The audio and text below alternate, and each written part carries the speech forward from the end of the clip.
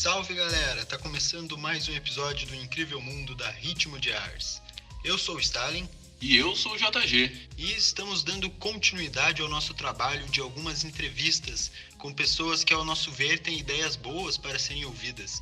E essa é a nossa proposta com esse projeto. Então, já que você está aí, seja muito bem-vindo ao incrível mundo da Ritmo de Ars e que hoje nosso entrevistado é o Matheus Abreu. Um jovem de Cruz Alta que tem um papel importante para o nosso cenário cultural, e nós podemos dizer isso porque ele tem um envolvimento bem significativo em alguns grupos de bastante importância aqui na nossa cidade. E é sobre esses grupos e sobre o Matheus que a gente vai falar aqui hoje nesse podcast. Então, sem mais delongas, Matheus, pode se apresentar aí pra gente, falar um pouco sobre você. Salve JG, salve Stalin. Salve Stalin é meio embaçado de dizer, mas enfim. Salve galera que tá ouvindo nós. Eu sou o Matheus, tenho 25 anos, sou jornalista, articulador cultural. E de acordo com o estado de espírito, às vezes eu faço rap. Tenho envolvimento com movimentos culturais daqui de Cruz Alta há cerca de 6 anos. Eu destacaria em especial o coletivo Voz da Rua, que promoveu ações voltadas ao hip hop, as artes de rua de 2017 até 2019. Em especial as batalhas de rima, que acho que muita gente lembra, as batalhas de freestyle que rolava na estação ferroviária, que era a Batalha da Fumaça, a Batalha da Matriz, na Praça da Matriz. E também destacaria, claro, o coletivo cultural Ouvido Médio, que desde 2015, na minha opinião, ocupa uma lacuna no cenário alternativo de Cruz Alta. Em especial, eu destacaria essas ações aí. Eu queria só perguntar, o primeiro coletivo Voz da Rua surgiu em que ano? Sabe? O coletivo Voz da Rua surgiu em 2017. 2017. E como é que foi o teu envolvimento no coletivo Voz da Rua? Como é que foi a tua história com esse daí? E daí, o que ele tem em paralelo com o Ouvido Médio? O que eles têm em comum e o que eles têm de diferente? Porque eu nunca tinha... O do Ouvido Médio eu já ouvi falar. O coletivo Voz da Rua eu não ouvi falar, por incrível que pareça. Agora tu falou, eu fiquei... Olha, de certa forma, eu entendo que o Ouvido Médio criou lastro em Cruz Alta, principalmente no setor independente da cultura. E em 2017 chegou um cara de Pelotas, um alienígena chamado Nauã, e o Nauã puxou frente para fazer várias ações no hip hop. E aí ele se aproximou do Ouvido Médio e trocando ideia, principalmente a respeito de know-how, a respeito do modo como se organizava o Ouvido Médio, a gente fez uma ponte para que ele fizesse de certa forma, um supletivo, digamos assim, na criação de coletivos. E aí ele articulou o coletivo Voz da Rua. E enquanto o coletivo estava sendo articulado, eu tive por perto. Então, meu envolvimento é por aí, e o Voz da Rua, de certa forma, é meu retorno pro hip hop. Então, tenho bastante carinho pela galera que fez o movimento. Agora, infelizmente, deu uma parada. Através do movimento do Voz da Rua que a gente teve essas batalhas de rima, a gente tinha até, no antigo mandato, até uns programas que eram voltados a isso, né, na frente do Amarelão, rolava lá as batalhas de rima, pelo menos rolou algumas, eu fiquei sabendo, não compareci nenhuma, infelizmente, mas eu fiquei sabendo que rolava e eu achava isso sensacional acontecer aqui na cidade, que tinha esse movimento, né, Pois na verdade, a Batalha da Matriz, ela nasceu de uma forma bem orgânica, que não existia ainda o Voz da Rua. A Batalha da Matriz precede o próprio Voz da Rua, a primeira Batalha da Matriz, que foi um evento que quem foi, ter certeza que não esquece. Que tinha muita gente olhando a batalha, porque era um evento realmente inovador em Cruz Alta, nunca tinha tido uma batalha de rima, eu acho. E tinha muitos MCs, inclusive foi lá que o CJ, o Danko, surgiu, ele ganhou essa primeira batalha. Verdade. E aí depois da primeira batalha foi articulado o coletivo Voz da Rua, e desde então algumas atividades voltadas ao hip hop, à cultura de rua, foram desenvolvidas em Cruz Alta. Durante a última gestão rolou uma aproximação legal com a cultura e com a Coordenadoria de Juventude, levando atividades para as escolas mais carentes do município. Então, eu também participei de algumas oficinas no Promovação, E Crassol, né? foi com essa aproximação, assim, bem orgânica, na verdade. Com o pessoal, os MCs já conheciam o público das escolas, então foi fácil de articular e quando rolava era uma experiência bem marcante. Inclusive, muitas vezes eu andando na rua, teve alunos que receberam, que participaram dessas oficinas que me abordaram pra dizer: tio, tu era o tio lá que foi fazer o rap, que foi fazer as batalhas. Então, teve essa penetração nesses últimos anos aí, infelizmente não por muito tempo, mas criando muitos momentos assim marcantes na história cultural recente de Cruz Alta. E tem possibilidade de voltar? Depois da pandemia, é claro, depois da vacina e tal. Tu acha que tem a possibilidade de voltar a acontecer isso aqui em Cruz Alta? Olha, eu acho que talvez, não sei. Na verdade, quem tava articulando mais era o Mano Rafa, que acabou indo embora pra Porto Alegre, morar com a mãe dele, e o CMC, que é o João Pedro. E não sei como é que ele tá nesse sentido de se articular. Mas das últimas vezes que eu falei com ele falou que quando rolasse de aglomerar e coisa, ele tava nas pilhas de organizar alguma coisa, assim, voltada pro hip hop, coisa com batalha, sei lá. Então, não sei, teria que perguntar, na verdade, pra eles. Mas quando vê, né, numa dessas, eu sei que se voltasse seria algo de muito valor, assim, pro setor cultural de Cruz Alta, eu acho. Porque o hip hop agrega muita gente sempre e tá sempre abrindo espaço pra quem geralmente não tem espaço de fala, né? Com certeza. Isso vem desde os anos 90, dos grandes grupos de raps, que obviamente estou falando de Racionais, e as letras incríveis que a gente tem nas músicas deles, a gente analisa e fica pasmo, né? O quanto são coisas, quanto são crônicas, são histórias incríveis, assim, cara. Eu acho que eu comecei a gostar de rap através do Racionais, assim, que como a maioria dos jovens da minha idade que gostam de rap. E aqui em Cruz Alta tem um monte de talento, né? Um monte de talento, então Isso. pra explodir é toque de 2 segundos, né? Só investir nessa galera. E falando em talentos, o Matheus é um deles, né? A gente, Certo.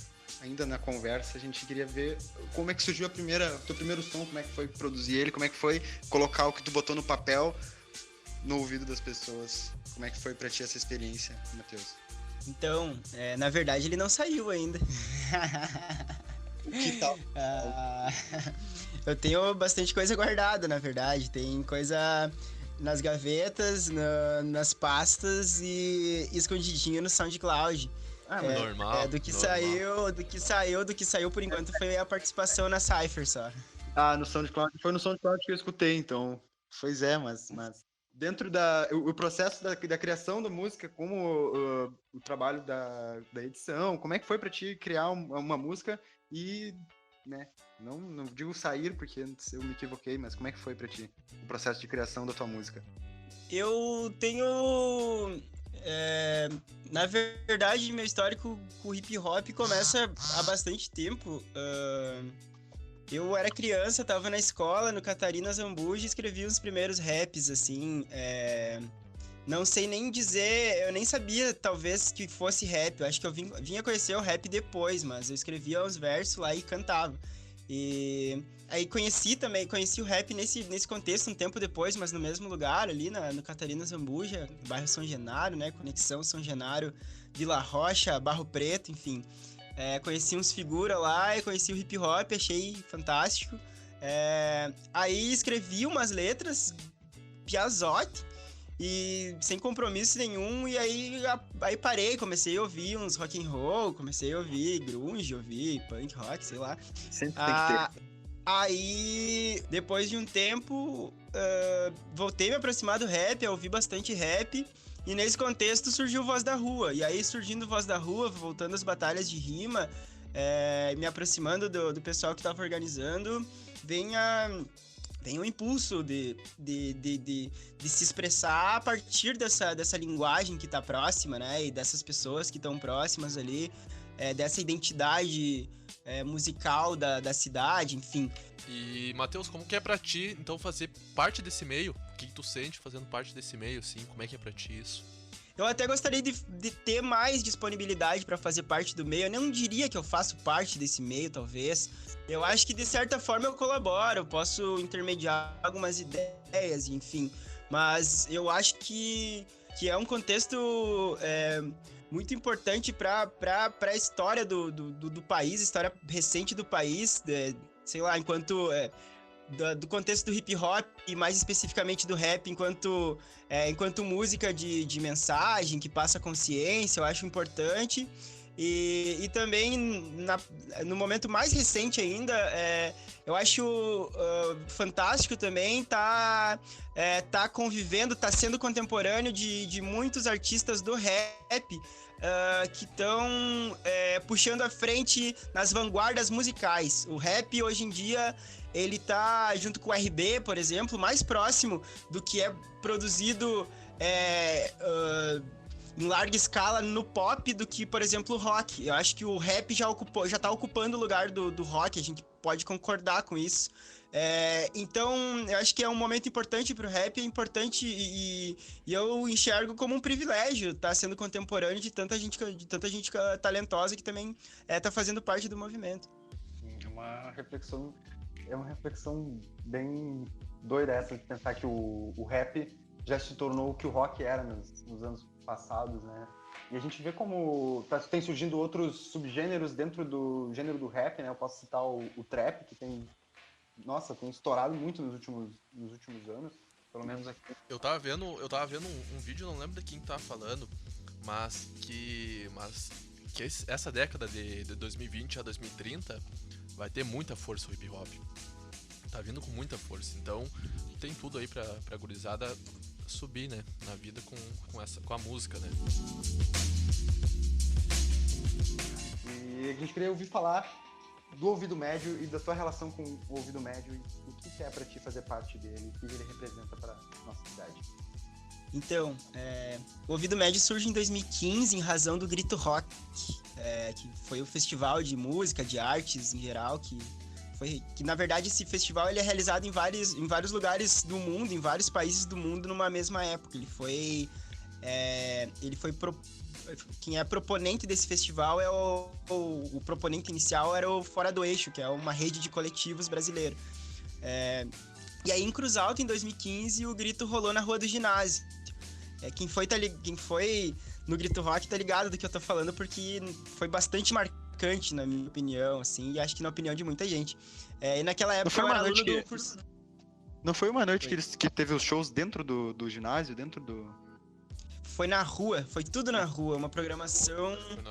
Foi na rua. Naquela época eu era aluno do jornalismo da Unicruz e aí numas tantas pintou uma galera no prédio do curso com visual da hora pra marcar uma reunião com os alunos, os professores, procurando gente pra trabalhar na cobertura colaborativa do Grito. E aí eu e mais uma galera, a gente se prontificou pra trampar, né? Então, e desde então foi só amores. E eu acho que vale enfatizar que o Grito foi uma virada de chave no modo de pensar e fazer cultura em Cruz Alta, e acho que muita gente também concorda com isso. E principalmente porque toda a programação foi aberta ao público, foi tudo gratuito.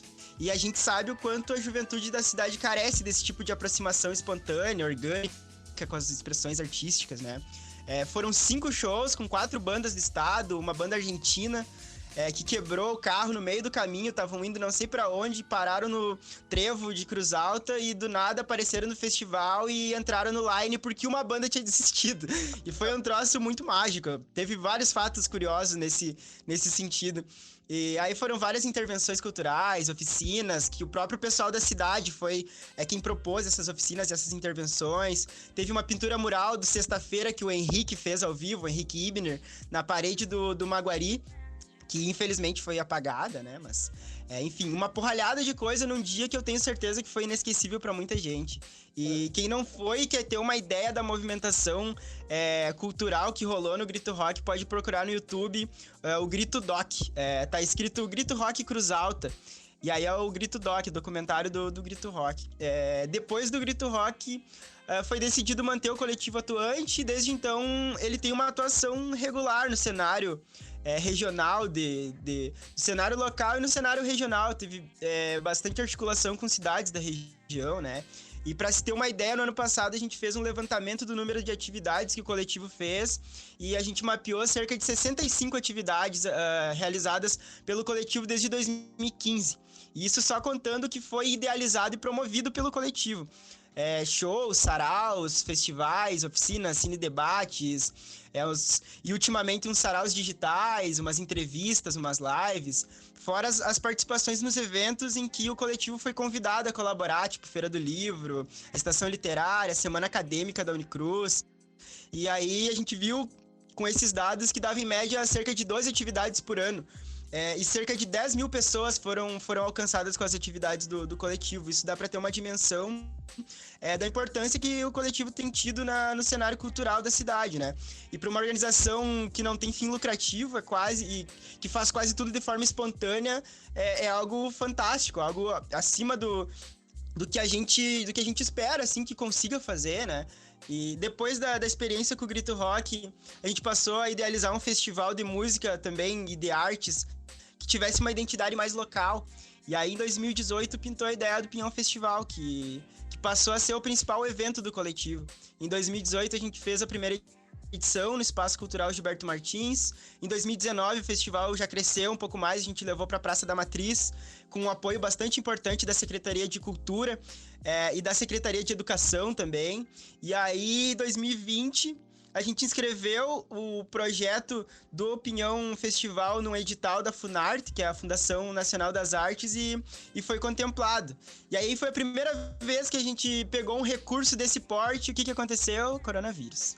E aí o festival ficou em suspenso, segue em suspenso, e a gente passou a focar nas produções digitais, que foi o que ficou sobrando pra gente fazer, né? E aí no dia que o Pinhão ia rolar, que era o dia 22 de junho do ano passado, a gente fez o Pinhão Live. Daí a gente reuniu 12 artistas do estado em uma série de lives. E se eu não me engano foram 8 horas de programação e cerca de 15 mil pessoas foram atingidas pela programação desse dia. E aí depois a gente deu um gás na Pandemídia, que foi um combo de eventos virtuais que a gente fez durante cerca de 2 meses e meio. Teve sarau, entrevistas, produção de conteúdo em geral. No meio da pandemia veio a Lei Aldir Blanc de emergência cultural. A partir do edital municipal para projetos virtuais, que vocês também foram contemplados com a Ritmo Diário, a gente conseguiu aprovar o projeto do Pinhão Sessions, que a ideia era reunir alguns músicos que participaram do Ouvido Médio e fazer uma gravação na Casa de Cultura. E ao todo foram 5 apresentações de 5 projetos digitais de pessoal só do coletivo. E a primeira tá no canal já do coletivo no YouTube, e que se chama Oscuro Mundo. E é um compilado de 5 composições do parceiro João Pedro Oliveira, o Jope. Essas músicas são interpretadas pela Melina, que é uma intérprete de São Gabriel, e tá um negócio bonito de ver, assim. A segunda apresentação tá pra sair meio logo agora também. Isso que eu ia te perguntar, onde que encontra esses trabalhos no YouTube? Encontra esses trabalhos? Onde é que eles estão? No YouTube do Ouvido Médio tem o doc, tem alguns vídeos de alguns eventos, mas a maior parte do que se pode encontrar do Ouvido Médio é na página do Facebook e no Instagram, que é só procurar o Ouvido Médio, coletivo Ouvido Médio. Perfeito. E daí tu disse a previsão dos próximos lançamentos, né? Quando será que mais ou menos tem coisa nova aí pro pessoal? Pois tem um vídeo do Rodrigo Cidade que tá sendo finalizado, e aí provavelmente vai sair ainda no mês de março. E talvez também, dependendo do dia que esse programa tiver ido pro ar, talvez já tenha saído, na verdade. E aí tem outras 3 apresentações que estão para sair, que é da Banda Mundeu, de Tupã. Tem a discotecagem do Gabriel, com os beats dele. E tem uma apresentação minha com o Leonardo Saldanha, que é o LSD, que agora tá assinando o Léo SD. E que vai sair. Então tem mais 3 que estão no prelo. Nas próximas semanas estão pra sair essas aí. Massa. Uma pergunta que eu queria fazer aqui, talvez não seja de tão relevância quanto as anteriores, mas por que Festival do Pinhão? Por que o Pinhão? É especial por causa do Pinhão mesmo? É uma história curiosa também. A gente tinha tudo, já tava todo idealizado o festival, e só faltava o nome. Aí tava eu e o Gabriel na biblioteca, eu trabalhava na biblioteca pública. Aí o Gabriel tinha ido lá tomar um café e a gente tinha saído pra almoçar. E aí o Gabriel... aí tinha um show do Rincon Sapiência no Opinião, em Porto Alegre. E aí o Gabriel largou... tu viu quem vai tocar no Opinião? E eu, no Pinhão? E a gente se olhou e aí resolveu... tá aí, é Pinhão o nome do festival. Era inverno, tinha... veio a calhar a ideia do Pinhão, e o Pinhão era um símbolo local que a gente tava à procura pra trazer... pra criar essa identidade do festival. Então se tornou Pinhão Festival. Meio que um conceito que nasceu despretensiosamente. Às vezes os melhores nomes das melhores coisas nascem despretensiosamente, né? Isso é uma coisa bem... uma lei da vida, né? Lei natural dos bons nomes. Tu falou que trabalhou na biblioteca pública aqui de Cruz Alta. Como é que foi pra ti essa experiência, Matheus? Porque eu sempre achei da hora trabalhar numa biblioteca, sempre quis trabalhar numa biblioteca. Foi agregador demais pra minha vida. Tava lá lendo... bastante. Tive contato com bastante livros, sei meio de cor e salteado o acervo de literatura da biblioteca, mas foi bem interessante ter contato com o público e desenvolver ações voltadas para leitura, voltadas para própria literatura, discussão do que se produz no meio literário, enfim. Enquanto eu estive por lá, eu tentei trazer propostas nesse sentido. E também foi interessante sacar quem que é o público leitor da cidade e tentar estimular, principalmente que as pessoas mais jovens fossem consultar o acervo da biblioteca, que é bastante rico. Na verdade, você que está me ouvindo agora, você sabia que Cruz Alta tem uma biblioteca pública? Não sabia? Pois fique sabendo agora. Fica na Casa de Cultura e você pode ir lá acessar livros gratuitamente. É importante... Um livro pra indicar, Matheus. Um livro pra indicar pra galera aí que tenha lá na Casa de Cultura. De tantos livros, né? De tantos. Leiam Hemingway, leiam Sam Shepard, leiam Raymond Carver... leiam bastante poesia brasileira, tem Drummond, tem Murilo Mendes, tem Afrânio Peixoto, tem o Heitor Saldanha, que é fantástico. Leiam literatura, leiam a enciclopédia, da História da África, da Unesco. É um baita livro. Tem ali na casa. Tem na biblioteca, só consultar ali. Sim. Tem muita coisa boa, na verdade... nem gosto tanto de indicar, mas falo pra qualquer pessoa que queira, que tenha o ímpeto de procurar informação ou alguma leitura na biblioteca, se perca entre as estantes, se permita se perder, vá sem tempo, sem estar programado com tempo nenhum, sem estar cronometrado, vá com um tempo livre e se perca entre os livros. É isso, essa é a dica.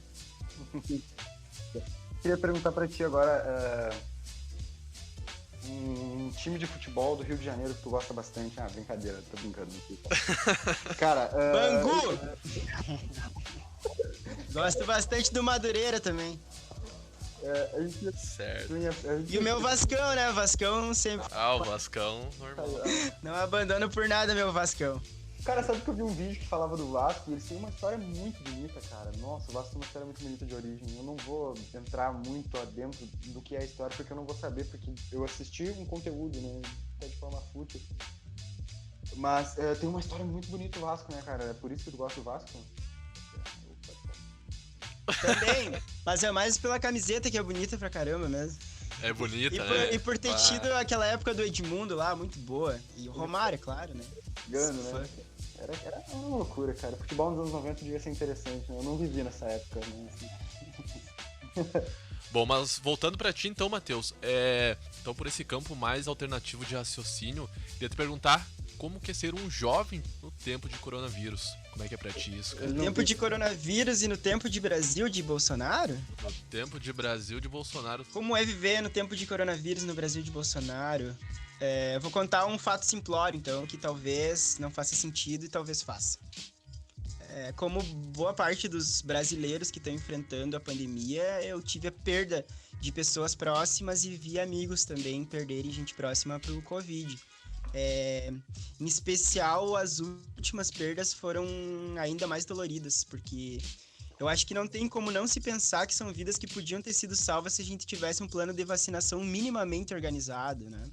Se a gente tivesse um planejamento desde o início. Mas não é sobre isso que eu quero falar. Eu fiquei abalado com isso, né? E fiquei uns dias longe das redes sociais também. E aí, anteontem, eu tava dando uma zapeada nos stories do Instagram e vi um poema de uma amiga, a Vivi Zorzi, a Viviana. E foi um poema que me fez eu me sentir bem, apesar de ele ser meio triste. Esse poema era uma resposta entre umas outras respostas num quiz, daqueles quiz de perguntas do Instagram. E aí eu fui trocar uma ideia com a Vivi e ela me disse que eu tinha sido a única pessoa a comentar sobre o poema, que as outras respostas que ela tinha dado naquele quiz tinham tido bastante reação, tinham gerado assunto, mas que pelo poema todo mundo tinha passado batido. E eu acho que o Brasil do Bolsonaro definitivamente é isso, um lugar e um tempo infecundo para poesia. Sim, e é real dizer que a gente está vivendo o março de 2020 ainda. E eu penso muito na questão de que devia ter tido um plano para isso, né? Para a gente não estar na situação que a gente está agora, devia ter tido um plano no passado. Eu penso que quando, em janeiro, assim, o vírus estava se manifestando de forma cruel na China, já devia ter um plano, sabe? Mas não teve, né? Não teve um plano e a gente não tem esse plano até agora, sabe?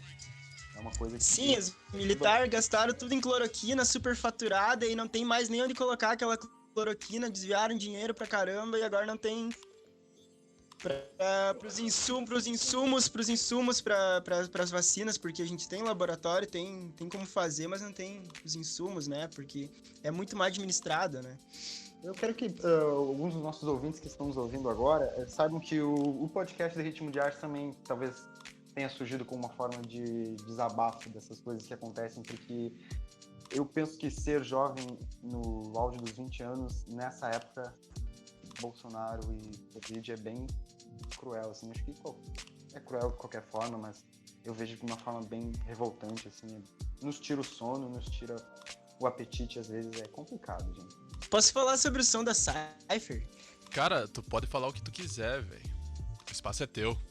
Pois eu vou contar uma história da Cypher, então, que foi essa collab de MCs que eu participei, que tem inclusive eu publiquei um trecho da parte que eu participo no meu perfil do Instagram. Me sigam no Instagram, Lea Breuses. Então, desde que eu me aproximei do Voz da Rua, eu passei a colar na organização dos eventos, né? Na divulgação dos eventos também. Dei umas ajudas pra galera pra criação das artes, dos textos, enfim. E aí, conheci bastante gente a partir desses contatos que a gente fazia com o Voz da Rua e nos eventos de rap, né? Quando o rap voltou a ser bastante realizado em Cruz Alta, né? E aí conheci bastante gente de vários lugares, de Juiz, Santo Ângelo, Campo Bom. Me reaproximei do Mano de Caxias do Sul também. Nos próximos meses, talvez a gente venha a lançar um som aí junto. Na verdade, tá pronto, só temos que gravar. Essa pandemia tá sendo cruel. E foi uma conexão bem ampla.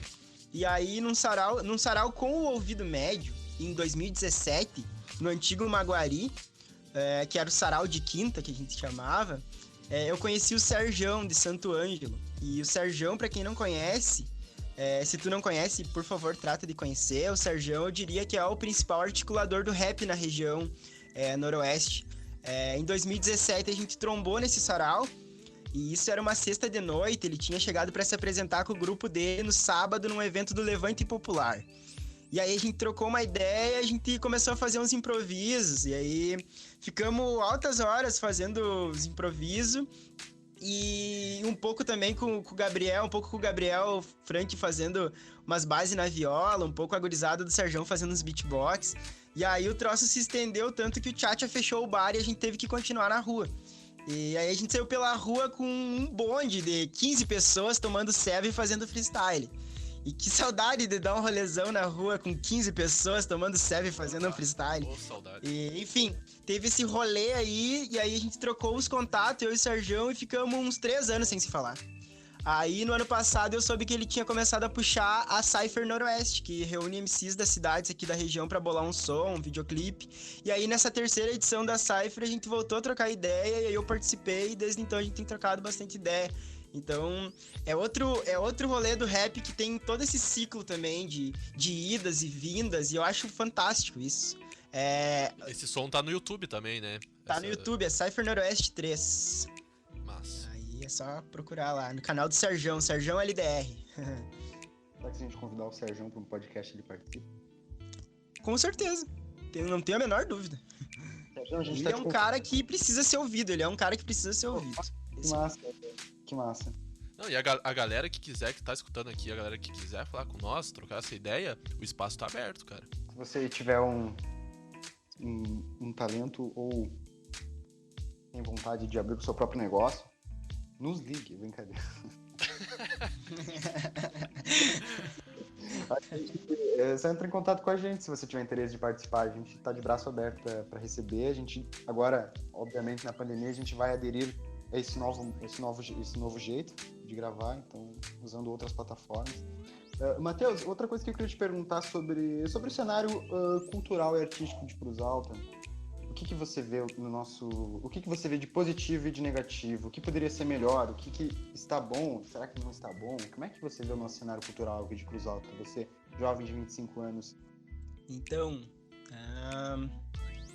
eu acho que tem bastante potencial aí, tem bastante gente talentosa. Eu posso falar mais principalmente de onde eu transito, né? Que é nesse rolê do ouvido médio, no rolê mais do pessoal que produz rap, em especial no rap, eu vejo que tá bem promissor, tem bastante coisa boa acontecendo, desde as batalhas de rima lá, que era um bando de piazote, só fazendo rima descompromissada, até agora, se tu vai visualizar, tu percebe uma evolução, e enfocando principalmente no rap, acho interessante perceber, por exemplo, que dessa galera que saiu das batalhas, tem agora o CJ, que é o Danko, por exemplo, que não tá nem na cidade mais, mas enfim, é cria daqui, e que tá investindo completamente a vida dele pro rap, né, pro trap, e enfim, tem evoluído bastante, né, e tem bastante gente se voltando pra cultura e tentando viver disso, né? O LSD mesmo, que eu comento, que agora é Léo SD, outro que tá também produzindo, ele produz os próprios sons e tá com estúdio em casa e tá produzindo outros MCs da cidade. Então, eu acho que dessas iniciativas mais orgânicas, que são descentralizadas, mesmo que independem de apoio, tem muita coisa que precisa ser visualizada, que precisa ser divulgada, enfim, receber uma melhor atenção, assim, por parte dos meios de comunicação, talvez, porque eu acho que tem muita gente com coisa nova para dizer, e já dizendo, e que precisa ser ouvida. Eu acho que é por aí. Agora também uma cena bem legal de beatmakers também, né, em Cruz Alta, que é algo bem inovador, e o JG até tá incluído nisso, né, que tem lançado uns beats maravilhosos, assim, trazendo bastante elemento orgânico também, né, a guitarra, enfim. Eu acho que a gente tá com uma safra boa de beatmakers, talvez tão boa quanto de MCs, e eu acho que sensacional, assim, por exemplo, ver o Gabriel, o Frank lançou já quatro álbuns de beats. Há um tempo atrás era difícil de tu conseguir publicar teus trampos, né? E agora tem... enxergando, por exemplo, no caso do Gabriel ali, ele trampando, fazendo tudo por conta própria e lançando por conta própria e tendo lançado já 4 álbuns. O Piá sei lá, 23, 24 anos, 23 anos, acho, lançando... E vou te dizer que não é fácil, não é fácil fazer Cara, eu já isso. escutei um som dele aqui no canal, velho. Eu já escutei. Não é fácil, mas hoje é mais possível do que antes, então... Não, com certeza, muito mais possível, porque antigamente tu tinha que ter vamos dizer, tu tem que ir numa produtora, num estúdio pra tu gravar o teu som, né? Hoje com a possibilidade da internet, tu tem isso, ou do notebook e tal, tu tem a possibilidade de fazer em casa ali, tu tá muito mais acessível, né? Mas mesmo assim, não é fácil. Não é fácil, e aí o ponto que eu quero chegar, na verdade, é que existe esse potencial, mas quem consegue produzir é quem tá se esforçando bastante, enfim, tá sendo bastante autodidata mesmo, mas eu acho que a gente precisa de capacitação pros artistas de Cruz Alta, a gente precisa de mais oficinas, a gente precisa de oficinas pra pegar desde a molecada da escola lá, a ter contato com as expressões artísticas. Eu acho que precisa bastante disso, precisa de curso de produção cultural para os artistas conseguirem aprender a usarem ferramentas de fomento cultural que existem por aí, aprender a se aparelhar para se inscrever em editais, para poder captar grana e poder produzir melhor, poder ter acesso a equipamentos melhores para produzir. Eu acho que precisa bastante dessa assistência técnica pros artistas, mas acho que talento tem de monte também. A galera do funk, a gente tá andando na rua, às vezes vê o pessoal fazendo os improvisos de funk na rua. É outra galera que precisa ser bastante valorizada também, porque o funk é bastante criminalizado e eu acho que é um pessoal que tá trazendo algo de novo pra cá também. Quanto mais diverso, acho que é melhor, assim, a gente precisa estar com os olhos atentos para o que de novo tá surgindo, para o que de novo tá sendo trazido pro campo das expressões, assim. Eu acho que a gente tem que tá esperto no que tá rolando e tá valorizando isso que tá surgindo, porque é próprio nosso, né, é genuíno.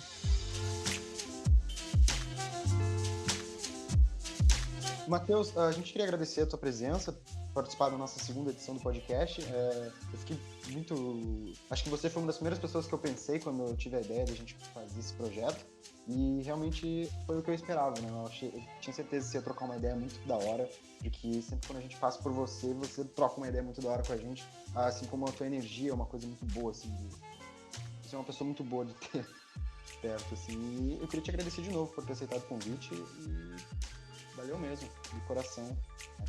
E fica aberto as portas aqui, quando quiser voltar. Poxa, galera, que honra vir de vocês um elogio, uma observação dessa. Acho fantástico estar trocando ideia sempre com todos os canais abertos possíveis. Mas tenho muito mais carinho, meu coração fica muito mais caloroso quando é com gente que tá aberta para trocar as ideias como elas devem ser trocadas, assim, né? De forma franca, de forma aberta. E também, principalmente por ser vocês aí a gente é da mesma geração, né? E a gente precisa... A gente tem vícios, né, nas cidades do interior de o poder de quem tem os meios de comunicação ser sempre pessoas que são mais velhas, pessoas mais conservadoras, que não estão abertas às novas linguagens. Eu acho que a gente tem que produzir, a gente mesmo tem que produzir, a gente mesmo tem que tomar os meios de produção para que a gente possa também fazer com que essas mensagens chegam de forma genuína para as pessoas. Então, eu enxergo na iniciativa de vocês, de modo geral, não só no podcast, mas na iniciativa do Ritmo de Ars, um respiro para a cultura, um respiro para o entretenimento, para as próprias ideias de Cruz Alta. Então, eu me sinto privilegiado de estar sendo um dos primeiros entrevistados, e vida longa ao podcast, vida longa às iniciativas independentes da cidade.